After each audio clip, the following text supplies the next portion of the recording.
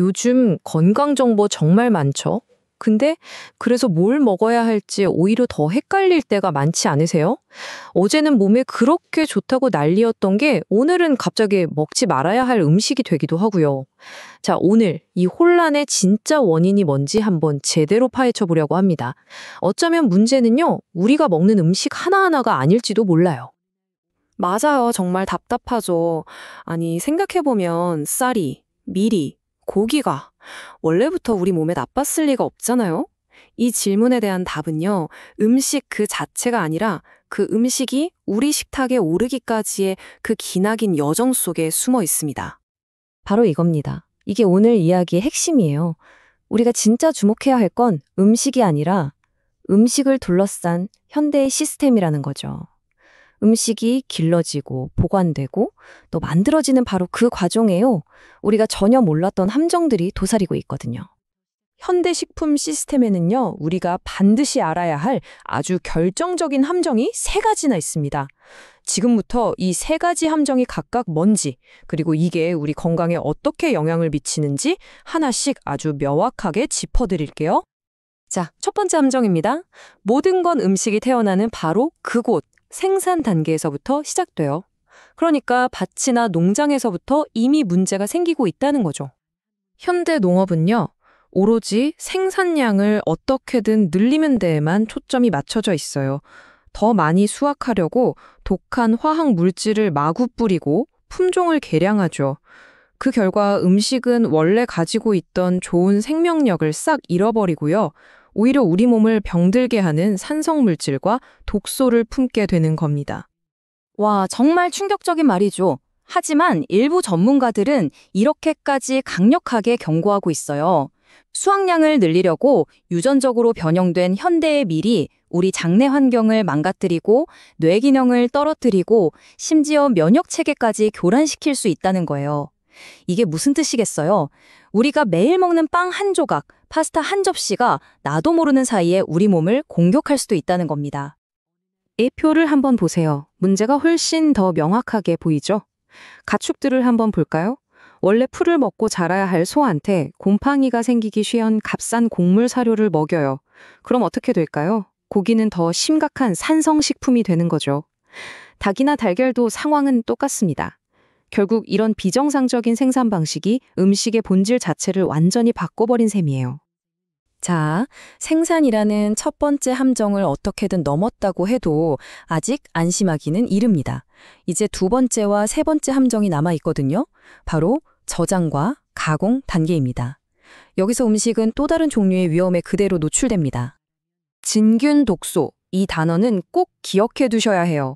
곰팡이가 만들어내는 독인데 제일 무서운 특징이 뭔지 아세요?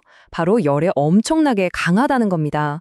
그러니까 우리가 음식을 끓이고 굽고 볶든다고 해서 이게 사라지는 게 아니라는 거죠. 한번 오염되면 사실상 피할 방법이 없는 셈입니다. 바로 이런 음식들이 진균 독소에 특히나 취약합니다. 주로 오랜 시간 창고에 보관되는 곡물이나 견과류가 그렇죠. 생각해 보세요. 아침에 먹는 오트밀, 간식으로 먹는 땅콩버터, 또 맥주의 원료인 보리까지 전부 우리 식생활에 아주 깊숙이 들어와 있는 것들이잖아요. 여기서 아주 흥미로운 반전 하나 보여드릴게요. 건강 생각해서 디카페인 커피 드시는 분들 많으시죠? 그런데 말이죠. 일부 디카페인 커피는 카페인을 없애는 과정에서 포름알데히드 같은 아주 강력한 화학 물질을 사용한다는 사실 알고 계셨나요? 정말 아이러니하죠? 카페인 좀 피하려다가 더 위험한 독소를 마실 수도 있다는 얘기니까요. 가공 과정의 문제는 이게 다가 아닙니다. 튀김 요리할 때 쓰는 식물성 기름 있죠? 이게 높은 열을 받으면 독성 물질로 변질되고요. 또 우리가 건강식품으로 생각하는 발효식품 속 효모는 사실 우리 몸에 부담을 주는 노폐물을 만들어내기도 해요. 심지어 저온 살균된 우유는 몸속에 끈적끈적한 점액을 만들어서 순환을 방해하기도 합니다. 자, 한번 정리해 볼까요? 이건 우리 음식이 겪는 정말 슬픈 여정이에요. 생산 단계에서 화학물질이 더해지고 저장 단계에서는 곰팡이 독소가 스물스물 생겨나고 마지막 가공 단계에서는 그나마 남아있던 영양소와 생명력마저 완전히 사라져버리는 거죠. 이렇게 암울한 이야기만 계속 들으니까 좀 희망이 없어 보이죠? 하지만 걱정 마세요. 원인을 알면 답도 보이는 법입니다. 이 복잡하게 얽힌 문제의 고리를 딱 끊어낼 수 있는 아주 단순하면서도 강력한 해결책은 과연 뭘까요? 바로 이겁니다. 이게 모든 해결의 출발점이에요. 몸에 좋다는 걸 막 더하기 전에 먼저 내 몸을 망가뜨리는 것들이 들어오는 걸 막아야 한다는 거죠. 밑 빠진 독에 계속 물 붓는 일을 멈추는 것. 그게 우리가 가장 먼저 해야 할 일입니다. 그렇다면 독소의 유입을 효과적으로 막을 수 있는 구체적인 방법은 뭘까요?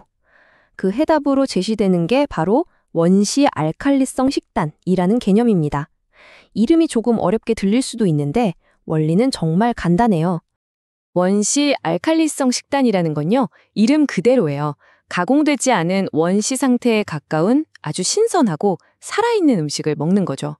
이렇게 하면 너무나 자연스럽게 우리가 앞에서 살펴봤던 생산, 저장, 가공이라는 세 가지 함정을 모두 피해갈 수 있습니다. 박스나 캔에 든 음식이 아니라 자연에서 온 음식 그 자체를 선택하는 것, 바로 그겁니다. 자, 그렇다고 해서 식단을 하루아침에 다 뜯어 고치고 그렇게 거창하게 시작할 필요는 전혀 없어요.